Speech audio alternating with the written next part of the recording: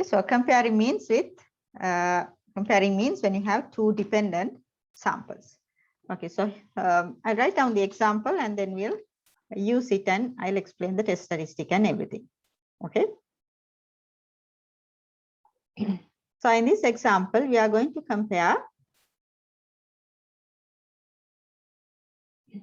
the performance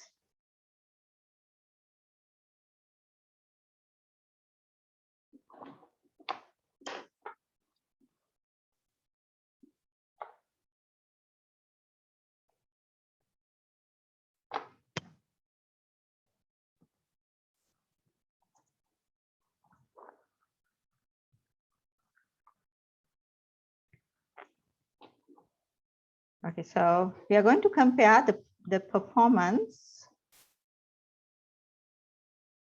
of 10 college students, freshmen, that means the first years, okay, 10 college students before and after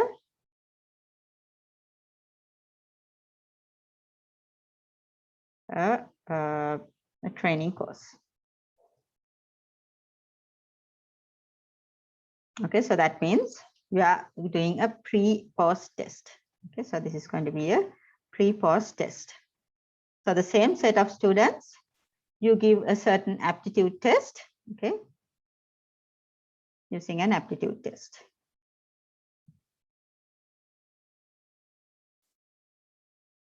So what you do is you give a test to these 10 students before they participate in the training course. You find the score, and then after the training, again, you give a similar test and then record their scores, right? So if the training course is good, the performance should be increased. So that is what you want to check. Okay. Now, suppose these are the values you got in your pre and post exam scores. Okay. So we have 10 students.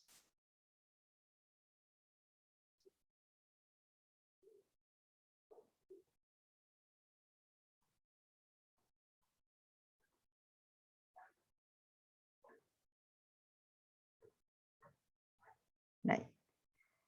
So here's the after test score, and then we have the before test score. Okay. I'll write down the numbers very quickly. For the first student, second,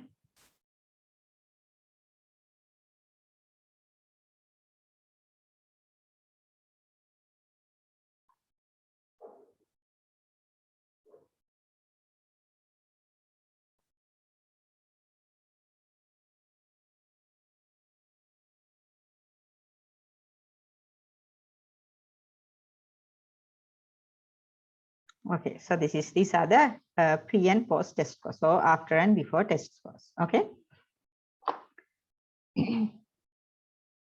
So what we are going to do is you want to test at 10% alpha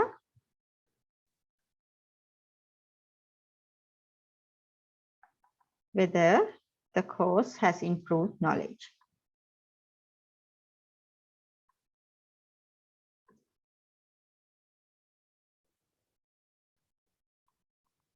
Okay, so if the course has improved knowledge, what should happen? So if you think about the after score and the before score, what is the sign that you have to put? Greater than, less than? What is the sign? If it improved, what should happen?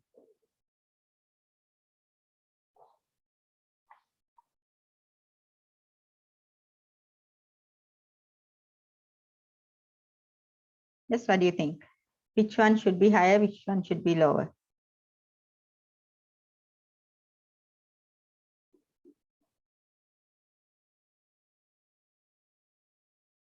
Tell me what is the sign you have to put in between after and before test score? Greater than sign or less than sign?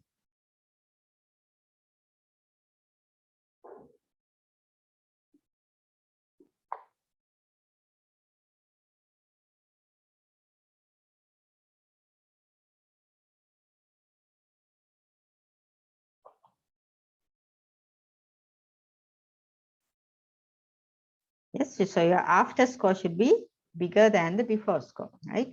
Because if the intensive program, the training course has increased their knowledge, after the program, their test score should be greater than the before score, okay? So usually in the paired t-test, you find something called the difference. That means the difference between pre and post scores. And we denote it as D, and usually we use the order after minus before. A minus B, okay? So this is the way we find the difference. Rather than before minus after, it is usually the after minus before. Okay, so if you have after minus before, in this, according to this scenario, this should be greater than 0, right? So that means if you calculate the difference between after score and before score, after minus before, if you find the difference, that should be greater than 0. So that is the hypothesis we want to test, or this is what we want to conclude. Okay. So in that case, we write our hypothesis like this. The difference the mean difference. Okay. So this is the mean, we say mu d. Okay. Mean difference less than or equal to 0 versus the mean difference is greater than 0. So this is what we want to test. It should go to the alternative hypothesis. Okay. So that means we have to find the difference for each and every student and then calculate the mean difference. How do you do that? If you find the difference between after and before score for each and every student, you will end up with 10 different values. You average that, and that will be the mean difference, what we call as D bar. So D bar is the sample mean difference that you are going to use in your test statistic. Okay, so again, when you have before and after scores, usually we define the difference as after minus before. So for the given data set, you can find this difference by subtracting after minus before. And depending on what you want to conclude, if it is to check whether it improved, that means after score should be greater than the before score. So that means the difference should be greater than 0. So you write your hypothesis. The alternative is the difference greater than 0. So the other one, the mean difference less than or equal to 0. Okay, so for this data set, let's find the difference. Okay, can you do that? How do you find the difference? Subtract after score from the before score from the after score. After minus before. 70 minus 60, you get 10. 80 minus 73, 7. 40 minus 42, minus 2. Okay, be careful, you have to put the sign. Okay, 94 minus 88, 6. 79 minus 66, 13. 86 minus 77 is 9. 93 minus 90 is 3. 71 minus 63 is 8. 70 minus 55 is 15. The last one, 1. So you see one negative value and all the others are positive. Okay. Right. Now, the next step, okay, so you have to calculate D first. Calculate differences. And then calculate D bar. How do you calculate D bar? You sum up all the differences and divide it by N. So in this case, what is our N? We have 10 students. So let's sum up these differences. Okay. So can you find the sum of these differences? 10 plus 7 minus 2 plus 6 plus 13 and so on. Can you find the total of these 10 figures? And then divide it by 10. You will get the mean difference. Can you find that?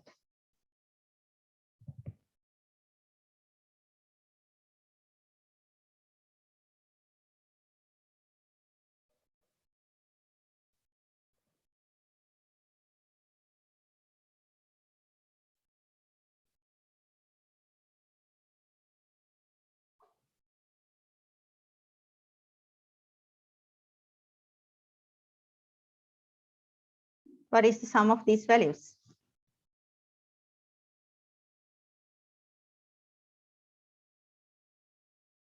Yes, you can get 70, right? So if you add these values, there is a -2, all the others are pluses, so you'll get 70. You divide that by 10, the mean difference is, or D bar is 7, okay? And the next step, you have to calculate the standard deviation of D bar, or a standard deviation of, actually the standard deviation of D. So we need denote it as SD. So I have to use the usual way that you calculate the standard deviation, okay? The standard deviation is, you take each and every DI, subtract it with D bar, square it, add them together, and divide it by n-1 square root, right? Don't worry, you don't have to memorize these equations, right? They will be provided in a formula sheet. And if you want, you can use a computational formula that will be sum of di square minus sum of di whole thing square divided by n, okay? And whole thing n-1.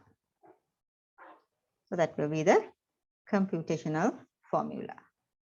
Okay, this is easy to calculate than finding the differences di minus d bar for each and every one. Rather than that, this is easy. You just sum up the di's and square the di's and sum. Right. So if you do that, how do you get the sum of di squares? So you can find di squares. What are the di squares?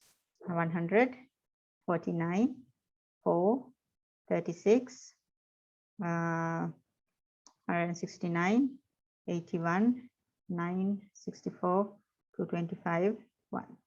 You add the sum of di squares, and if you do that, you'll end up with 738. Then you add sum of di, you already have it, sum of di is 70. So you get 70 square divided by 10, right? N is 10, then whole thing you divide it by 9 and take the square root. That will give you the standard deviation of the differences. Okay, so you can put this into the calculator and you will find it is 27.56. Okay, and if you use the software, these values will be automatically calculated and will be displayed, right? We'll do just 1 or 2 examples to show how this is done, right? Okay, so you calculate the differences, you found the average of the difference, you find the standard deviation of the difference, then you can find the fourth step is finding the test statistic. And this is going to be a t-score. So that will be d bar minus delta naught standard deviation divided by square root of n. Now this delta naught is what you see under your H naught, the null hypothesis, and usually it will be 0 because we write it in the manner greater than 0, less than 0, or equal to 0. Okay, so therefore, always the delta 0 will be 0. So you can simply write this as 7 minus 0, there's no value, just write 7. And as the standard deviation, the square root of this one actually, right? So you get 27.56 inside the square root. And the square root of this one will be 5.249. Okay, so that goes here, divided by square root of n is 10. Right, so this will have a t distribution with degrees of freedom n-1. So in this case, it will be 9 because the sample size is 10. So can you find this test statistic?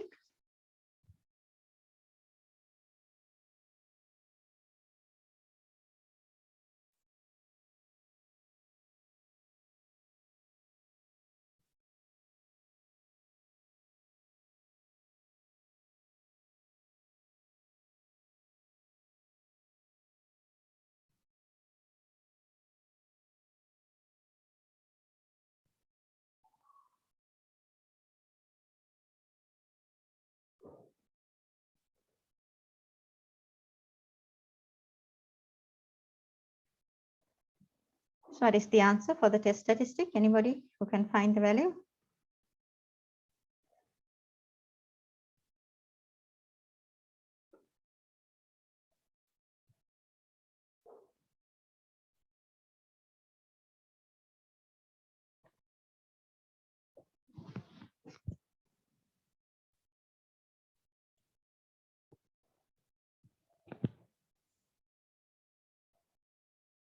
That will be 4.217.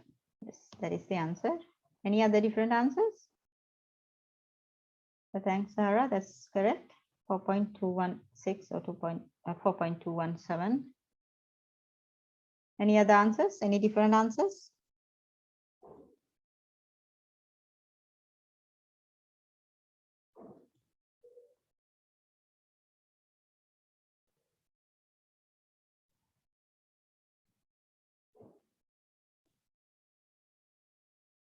Okay, so we'll go with that answer, 4.217. Right, so you have the test statistic. Now make your decision and write the conclusion. Right, so this is a right side test. Okay, so this is a right side test. So let's find the rejection region depending on the given alpha value.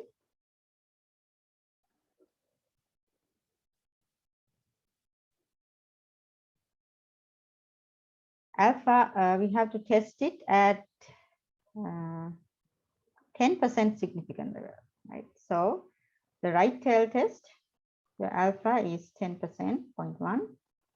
At degrees of freedom 9, you have to find this critical value, right? So you have to read the T table and find the value so that the right tail contains the 10% with degrees of freedom 9.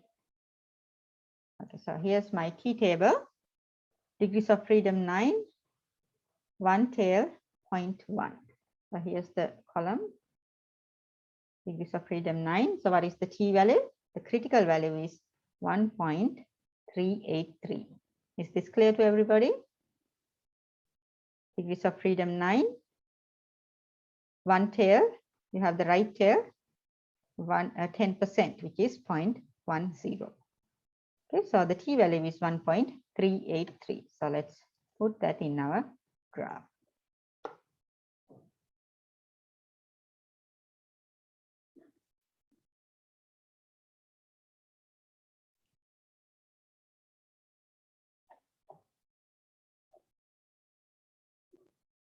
Where's my document?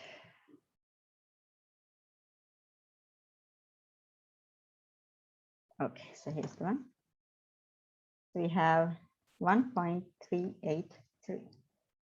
So anything beyond that value will be your rejection region. So let's go back and get our test statistic, 4.217. Now, where is it? Is it in the rejection region or not?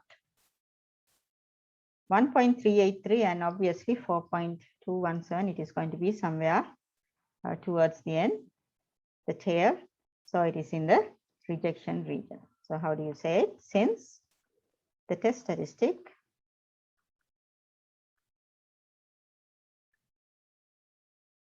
for 4.217 is in the rejection region,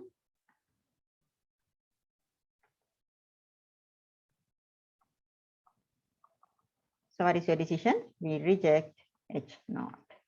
Okay.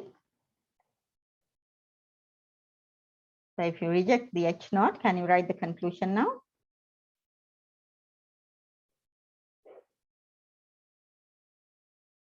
Right. So let's go back to our hypothesis. We rejected this one. That means the mean difference is greater than 0. Mean difference greater than 0 means the after scores are bigger than the before score. So that happened if their knowledge improved due to the training course. So you can write it accordingly. The conclusion, it can be concluded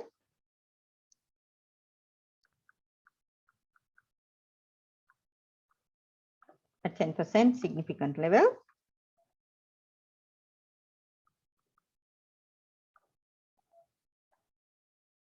That the mean score has increased after the training course.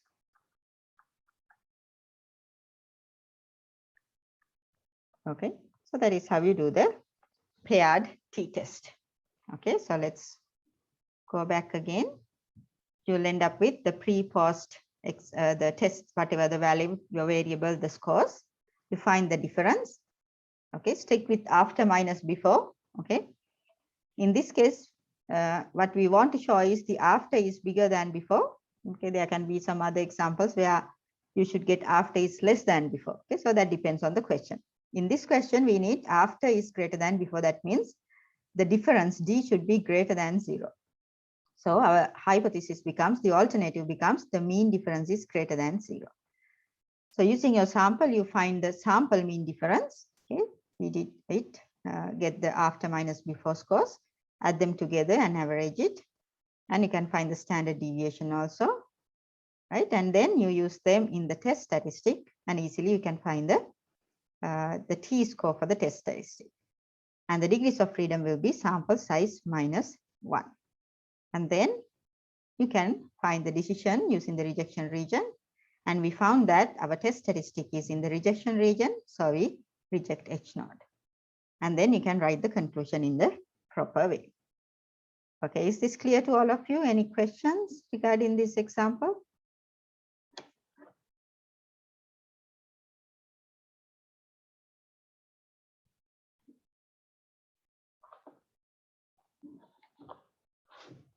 Is everything clear?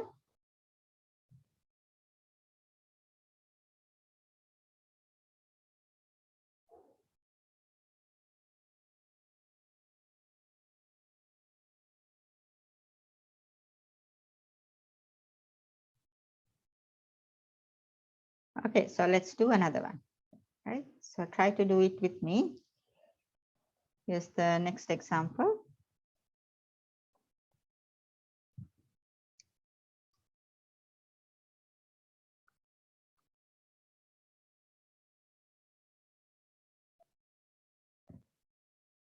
So there was a training given to improve the healthcare sector regarding the attitude around HIV disease. Okay, so this is about to improve knowledge of HIV transmission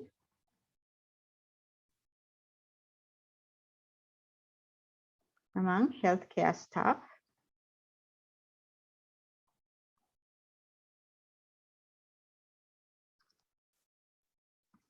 Okay, so there was a training to improve the knowledge of HIV transmission among healthcare staff.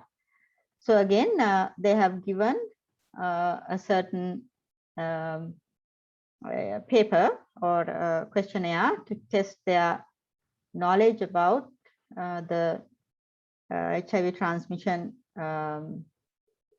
attitude. Okay, and then after the course also they have given the same test. Okay, another similar test. So these are the knowledge scores for 15 participants. Okay, so I'll write down the values for you. Participants, we call them the subject. Okay, so I'll give the values of these 15 participants.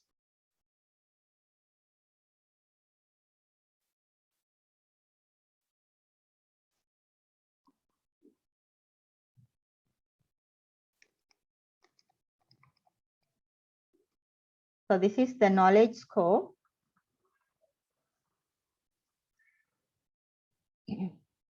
before the test, before the training, and this is the knowledge score, K-score for knowledge score after, right? So this is our before and after. Okay, so I'll write down the values. So while I write these values, you can find the difference. Can you find the difference?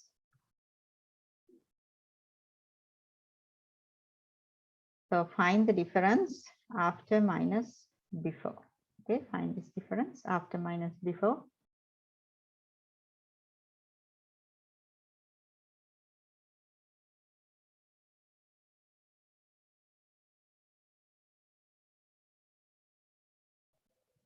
Okay, so meanwhile I write down these numbers. We can fill the third column.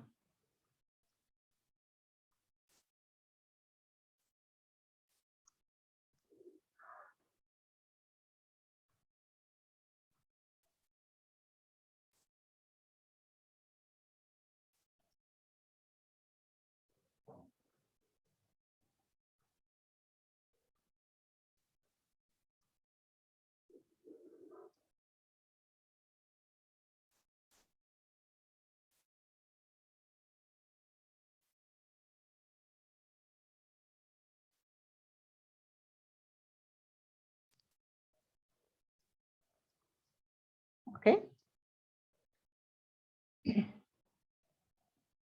So can you feel the difference? The D value, A minus B, 22 minus 17 and so on, and also find the D square. So you can easily find at the end the sum of D here. Then you can find D bar. And finally, you can find SD. Let's do these calculations quickly. Okay.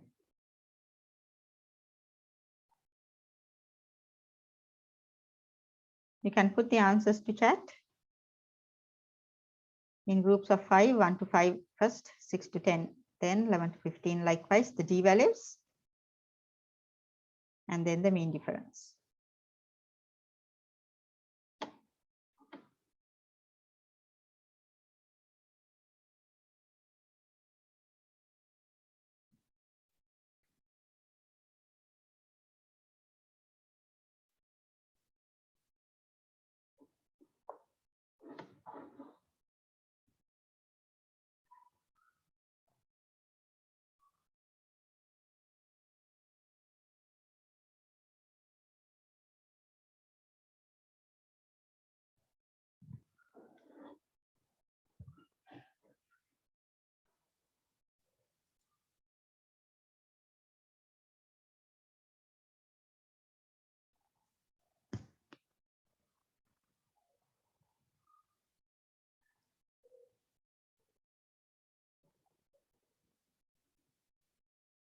Okay, so we got 5, 4, 6, 7, 2 correct.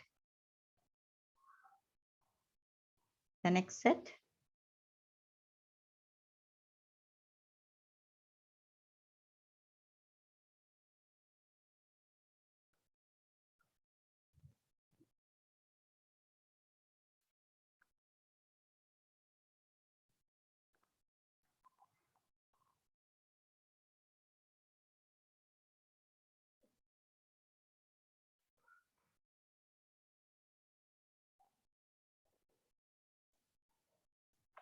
Okay, yes, that's correct. 0, 4, negative 2, 10, and negative 1. And then we have the last test, the last set. You'll end up with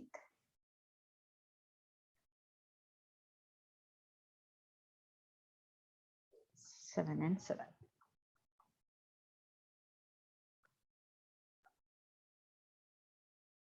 Okay, yes, very good. So all of you got the, I can see that you understand it, okay? So what is the sum then?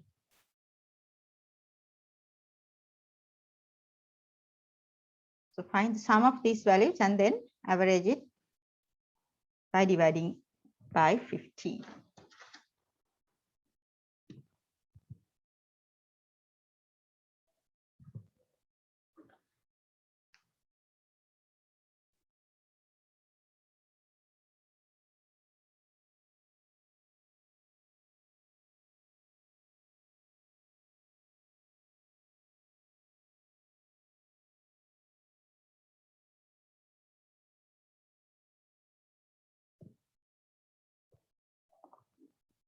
Okay, so I have, okay, so this is the mean, right? 3.533 is the mean difference, yes.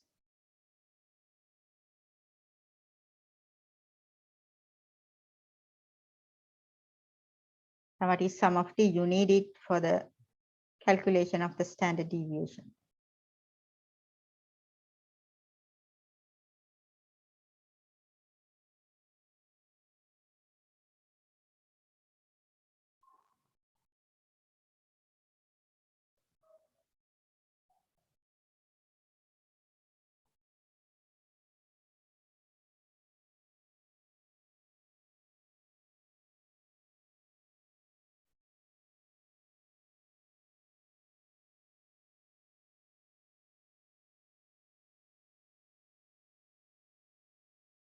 So it should be 53, yes.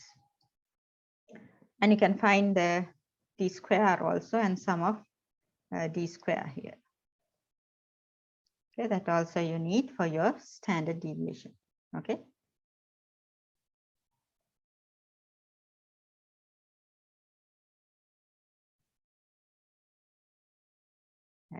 So until you find that, let's write the hypothesis. So what do you want to prove here is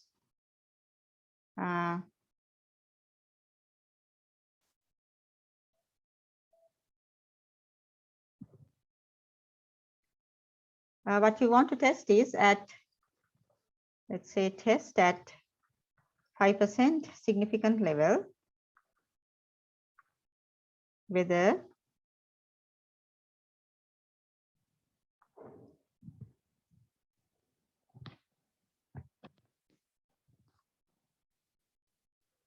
the knowledge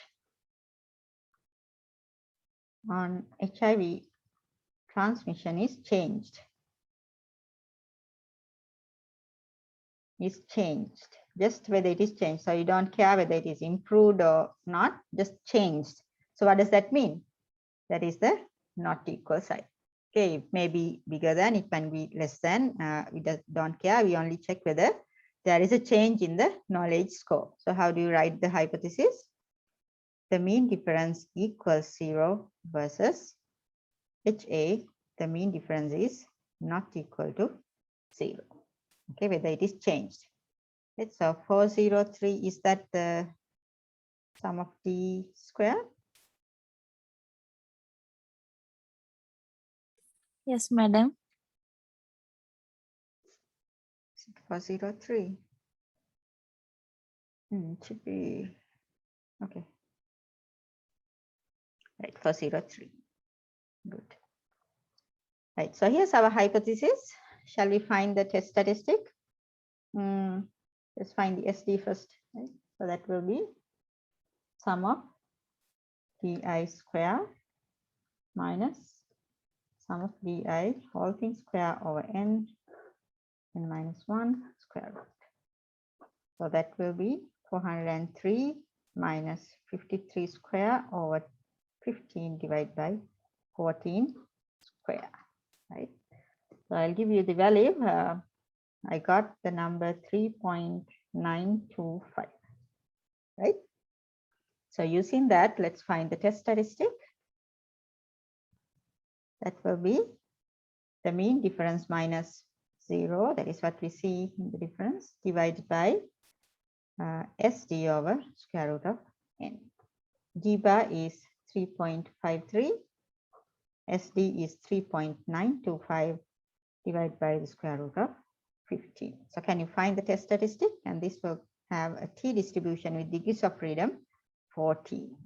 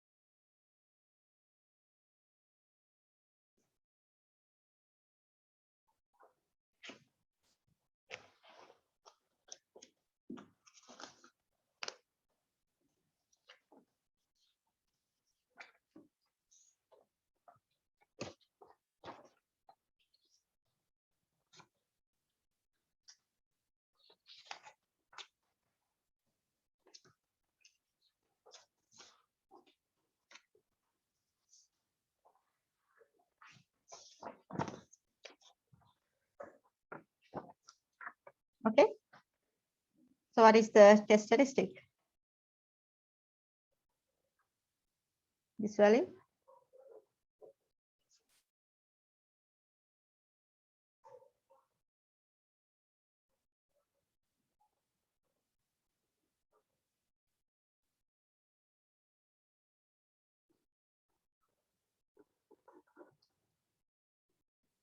So you'll get 3.483. Okay. Right. Now shall we find the rejection region? Now it is a two-sided test. So you have the rejection region in both sides at 5% significant level. Each tail will contain 0.025 with degrees of freedom 14. Okay, let's read the T table.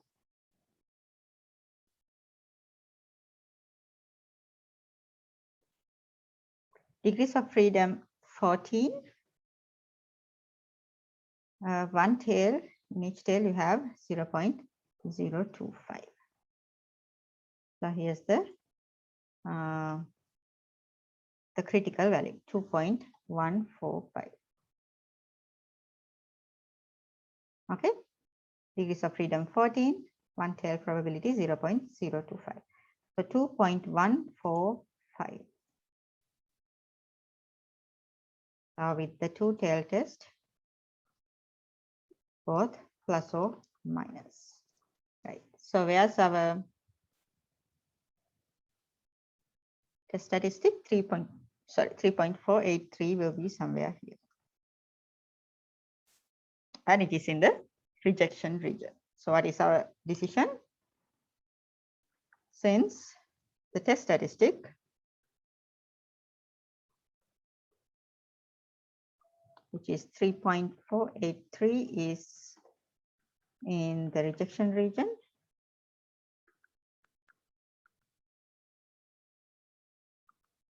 we reject H0. So if we reject H0, you can conclude that actually this training has changed the knowledge about HIV transmission. Okay.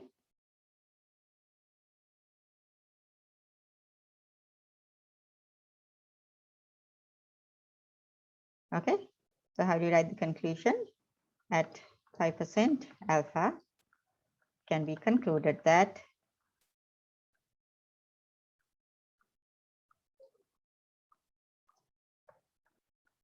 the knowledge score has, you can say the mean knowledge score has changed. We don't know to which side, we just check whether it is equal or not, to 0 or not. It has changed. Maybe it is to the plus side or negative side. The score has changed after the training or the version.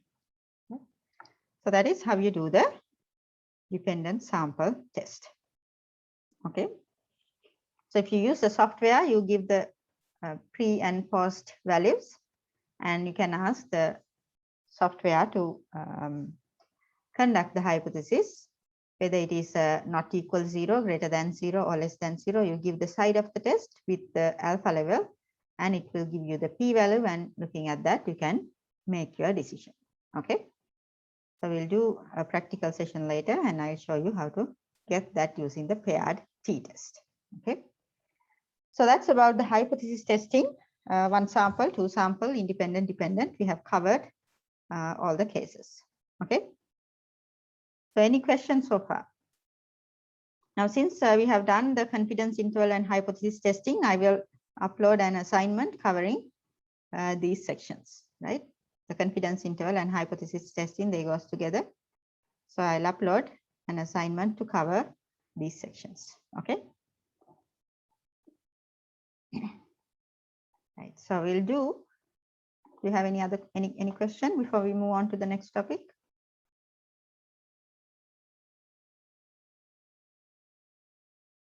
Okay, so I want to explain something about the errors in hypothesis testing.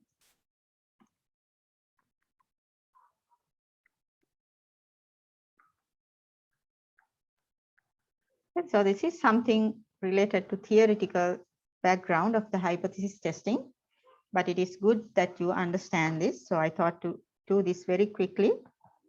Okay, so what are the errors that can occur by hypothesis testing? Okay, now before we move on to an example, tell me that hypothesis testing is actually, you see it in situations not related to statistic, but in our day-to-day life also, you see this hypothesis testing in action. Okay, so if you think about the basis of hypothesis testing, what is it? There is a claim. Okay, so there is a claim. You want to prove it or you want to disapprove it. How do you do that? You look at you take a sample, and depending on the sample, you do your own findings, and depending on those findings, you either reject the claim or you either fail to reject the claim. Okay, so if I put this in simple manner, there is a claim made by some person, or there is knowledge about a certain situation. You analyze it, okay, according to evidences, you analyze it, and based on those evidences, either you say that the claim is correct or wrong. Any idea where you see this type of decision making in our day-to-day life? Within general public, you see this. Any guesses?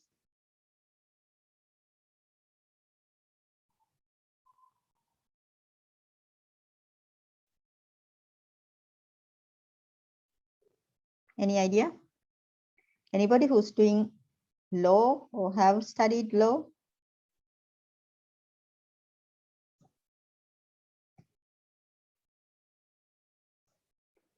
At least a basic course in law, anybody who have studied? No one? So what about the jury trials? Think about jury trials.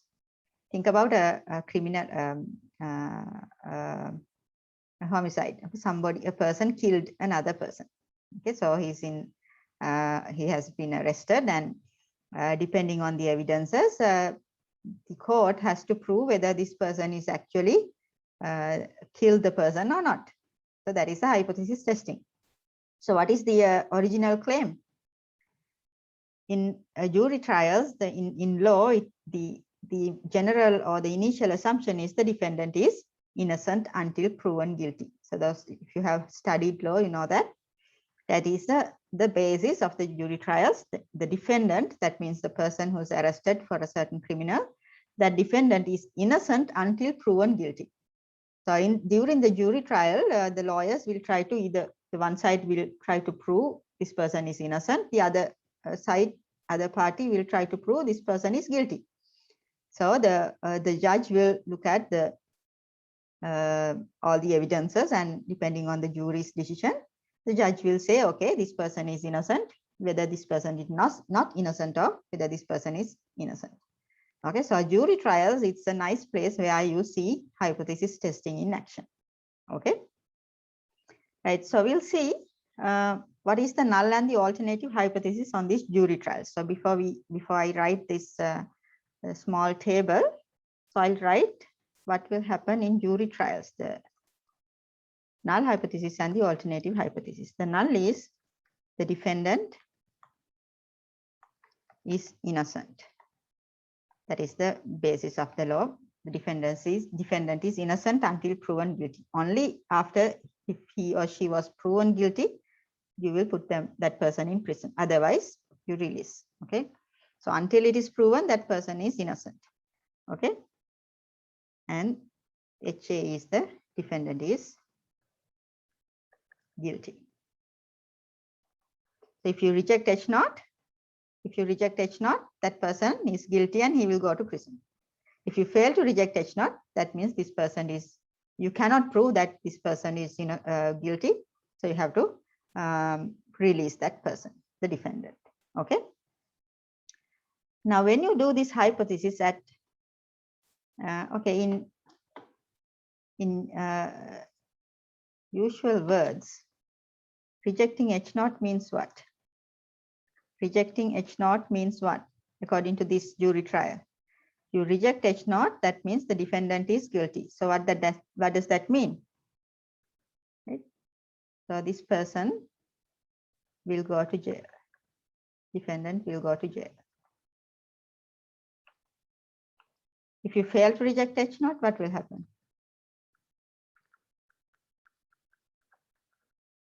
This person is innocent. Right? Is this clear now? How you define rejecting H0 and failing to reject H0? Right?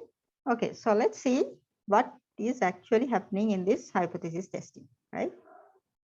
So in one side, in columns, you have the decision you get from your hypothesis testing, decision of the hypothesis test. What are the two decisions? Either you fail to reject H0, either you reject H0. These are the two possibilities of hypothesis testing. And then in the real world situation, you have the actual situation. In the real world situation, H naught is true. Null hypothesis is true, or H naught is false. Now, you can see that if H naught is true and you don't reject it, failing to reject H naught means H naught is true. So if H naught is actually true and you also say, no, we are not going to reject it, then this is a correct decision, right? Can you understand that? This is a correct decision. H naught is actually true and you also don't reject it. You say, okay, you are not going to say it is no, failing to reject H naught. So that's the correct decision. What about this one? H naught is false and you also reject it. H naught is not correct. You also say it is not correct and you reject it. That is also a correct decision, right? Now, what about these two? What about these two? Now, if you think about this one, the second cell, H naught is true and you reject it. Now, what happens? You are rejecting something which is true. Now, that is an error, right? So that is an error and we call it the type 1 error. And if you think about, if you ever wondered why what is this alpha is doing in this hypothesis, alpha is the probability of type 1 error.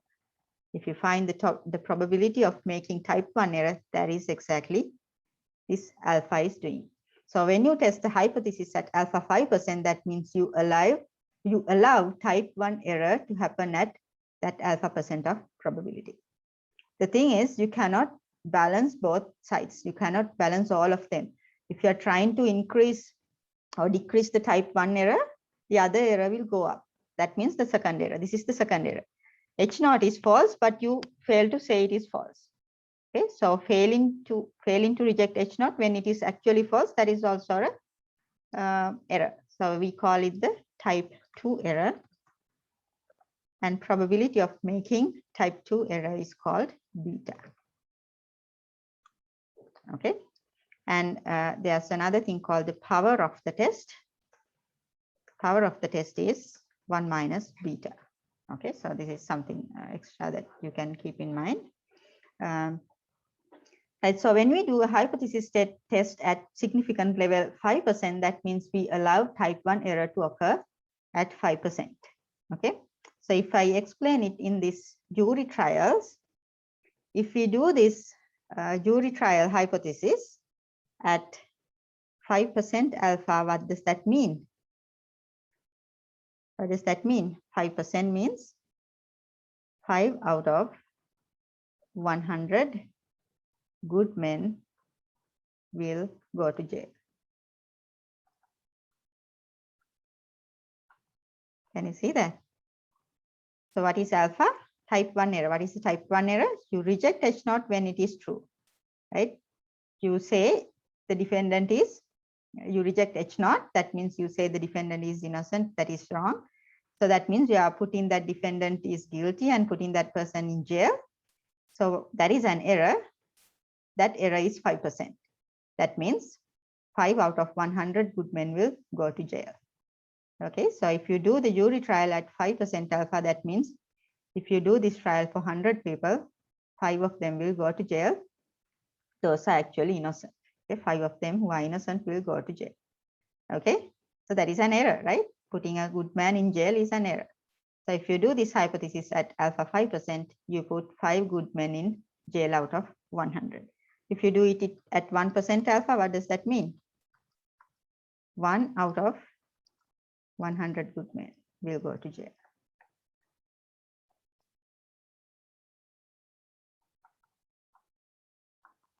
Will go to jail. Now, why can't we reduce this as much as possible? What if you make this 0, alpha 0? That means no good men will go to jail. So that is the perfect situation. But if you do that, your beta will go up. What is beta? You fail to reject H naught when H naught is false. What is H naught is false?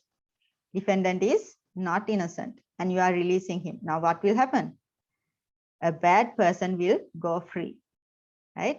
So if you are going to decrease alpha as much as possible, your beta will go up. That means if you try to avoid putting good men in jail, you are going to make higher probability in releasing bad people to the society again. Can you see the error now? The two errors. Type 1 error is putting a good man in jail. Type 2 error is releasing a bad person to the society. Now, which one is the bad? Type 1 or type 2? Which one is the most dangerous one? Putting a good man in jail or releasing a bad person to society? What do you think?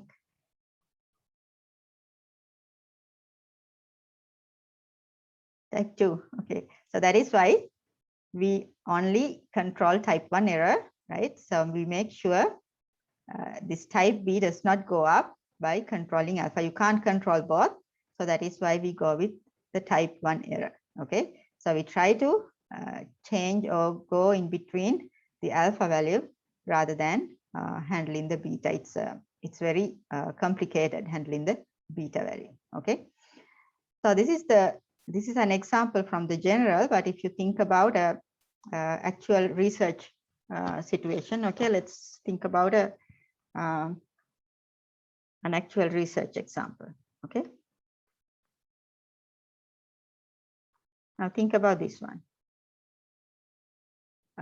You are going to release a new drug, a new medication, release a new drug to the market. As a pharmaceutical company, you are going to release a new drug to the market. Okay. So you say that, so initially you start with that the drug is good. It's without any harm, no complications. You say the drug is good. Now you know how the vaccines are tested. There are a lot of phases, right? Very different levels that you have to test, the studies and many things. So finally they say, okay, the drug is good or the drug is bad. You reject it. Okay. So this is how you go with the hypothesis. H0 is drug is good, HA is drug is bad. So you have to reject. If you reject H0, that means the drug is bad and you can't put it in the market. Now what will happen in this case? Can you explain what is the type 1 error and what is the type 2 error in this case? What is type 1 error and what is type 2 error? Your H0 is drug is good. H0 is drug is good. So think about it and tell me what is type 1 error. That is rejecting H0 when H0 is true. How do you put that into words?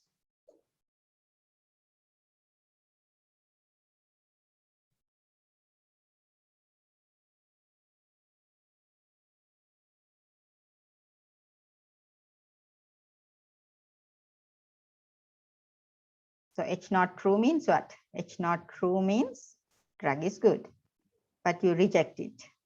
So what does that mean? Yes, the drug is good, but you cannot put it to the market.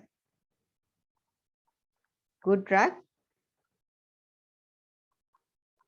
cannot be released. Okay, you can't put it into the market. So that is type 1 error. So what is the type 2 error? Yes, the drug is harmless but cannot put to the market. That is type 1 error. Very good. So you understood it. So what is the type 2 error? H0 is false, but you fail to reject it. Drug is bad and you cannot prove that it is bad and you put a bad drug into market.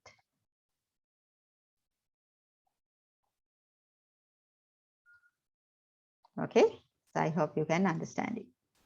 Bad drug but release. Yes, exactly. Now again, which one is the most dangerous one? Putting a good drug, cannot releasing a good drug, or putting a bad drug into market?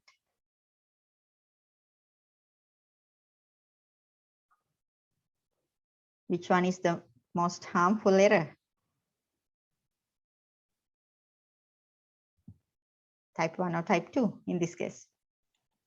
This is a type 2, right? So you put a bad drug into market and a lot of bad things, the patients will die or they will complain, lawsuits go, and the company will be in trouble, and the company will lose the reputation. And when the reputation is lost, it's very hard to get it back. But if your drug is good, but if you couldn't put it back, but still you can do some improvement and try it and show that it is actually good drug, and at least later you can put it in the market. Maybe it will be late, maybe you will lose some money, but it is not going to tarnish your reputation, no lawsuits. So type 1 is okay to make rather than making type 2 error. So that is why we control alpha. The type 1 is a little bit harmless compared to type 2. Okay, so if you do this hypothesis at 5%, what does that mean? 5% of the time a good drug cannot be released to the market, but that is okay. You tried, but you can improve it and do it again. Okay, so at least you are not going to kill people, or you will not end up in lawsuits. Okay, so that is the idea of the significant level, how we have incorporated alpha in hypothesis testing. Okay, is this clear to all of you? The error in hypothesis testing, type 1 and type 2 error. And when you read research papers, you will see that this study was conducted with the power of the test 80% or things like that. So that is the type 2 error control. Okay, when you calculate sample sizes, you have to incorporate this beta. These calculations, some equations, you need this information. Okay, so just know that what is alpha and what is beta, the type 1 error and type 2 error. Okay, right. So I thought to start the next chapter, the categorical data analysis also, but I think it will be too much. Okay, so I'll do it next time, the categorical data analysis part, where we are going to look at another few tests. They are not hard. Okay, very few, very small calculations and easy to understand. And then the regression analysis part. So I hope to finish within 2 lessons. The theory part will be done. Okay. So that's all. I don't want to start the categorical part. It will need another 45 minutes. So, and it will be too much actually for you, right? Any question?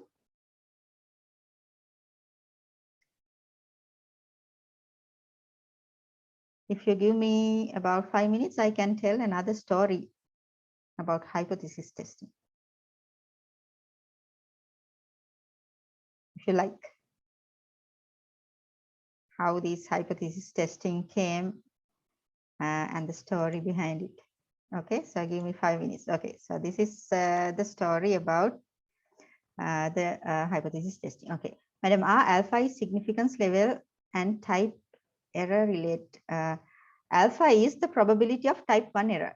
Okay, see, alpha is the probability of making type 1 error.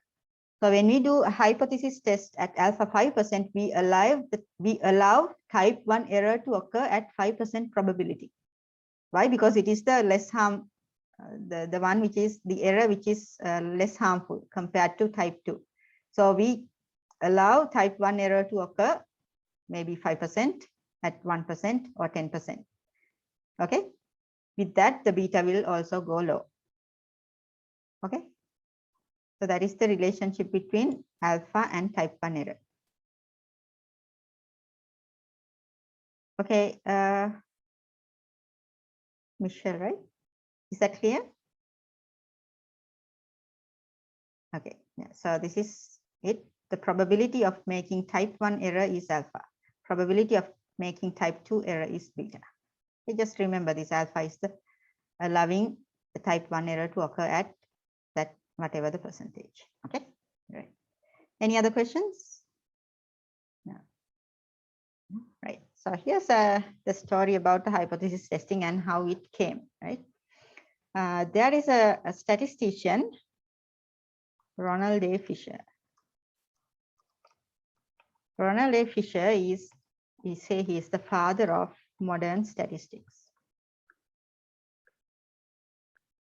Okay, he is the person who developed a lot of statistical tests, a theory, design of experiments, many things related with theory and applications in statistics. So we say Ronald A. Fisher as the father of modern statistics. He was knighted by Queen of England for his service for the academics. So he's Sir Ronald A. Fisher. Sir Fisher, with some other mathematicians and statisticians and some other colleagues, they were in the Oxford University. You know, these English people, they like to have tea. They have tea parties, right? Englishmen. Okay, so they are having a nice summer tea party in Oxford. Okay, Sir Fisher and some other academics, lecturers at Oxford University, they are having a tea party. So while they were having tea, a lady who was sitting at Sir Fisher's table, she said, by just tasting the teacup, she can say that whether milk was poured to the cup first or whether the tea was poured to the cup first. Can you understand that? Now, when you prepare milk tea, okay, when you prepare tea, you have to add milk and also tea, right? Maybe you boil the tea in one pot and then you add fresh milk and tea together into the cup. So this lady's claim is, so that is the claim. The lady's claim is, by just tasting the tea, she can say whether milk was poured first and then tea and mix, or whether tea was poured first and then milk was added and mixed it, just by tasting it. Okay, by tasting the tea. Now, can you do that? Do you think that you can say by just tasting a tea whether milk was added first or tea was added first? It's something hard, right? But this lady said, that is that lady's claim. She can say it just by tasting tea, whether milk was added first or tea was added first. Now, Sir Fisher, who was a statistician, he's not going to believe this claim without doing a test, right? So that's the way of statisticians. You are not going to believe any claim unless you can prove it. So what Sir Fisher did was, Sir Fisher asked a waiter to make series of 10 teacups. A series of 10 teacups, randomly adding milk first or tea first. Only the waiter knew that, okay, this is the first cup, I added milk first. This is the second cup, I added tea first. Likewise, randomly changed whether milk was added first or tea was added first. Only the waiter knew the order. So the waiter gave 10 teacups and asked the lady to note it down, whether milk was added first or tea was added first. Okay. And using that, Sir Fisher developed the test statistic, came up with the idea of the hypothesis, developed certain equations and tested whether this lady's claim is correct or wrong. So that is how this rejecting H0, failing to rejecting H0 based on hypothesis, rejection regions, all came into to statistics, right? So it's all about a lady's claim on tasting tea. So these stories are there. I think I gave you the lady tasting tea. This is a Google book. So try to find it. It has a lot of nice stories, right? So that is how Sir Fisher developed the hypothesis testing and these procedures. Okay. Now, what do you think? Do you think that the lady was able to say all these teacups correctly? What do you think? So believe me or not, that lady was able to tell all 10 cups correctly. Okay. So somehow that lady has a certain way of her tongue. And so she was able to say exactly for each and every 10 cups correctly whether milk was added first or tea was added first. They were cross-checked with the waiter's record. And somehow that is how Sir Fisher developed the hypothesis testing. Okay, so that's the story about Sir Fisher and how these ideas came into the statistics. Okay, so with that, I think I can stop the lesson for today. So I'll see you next week also at the same time. And if there is a change, I'll let you know.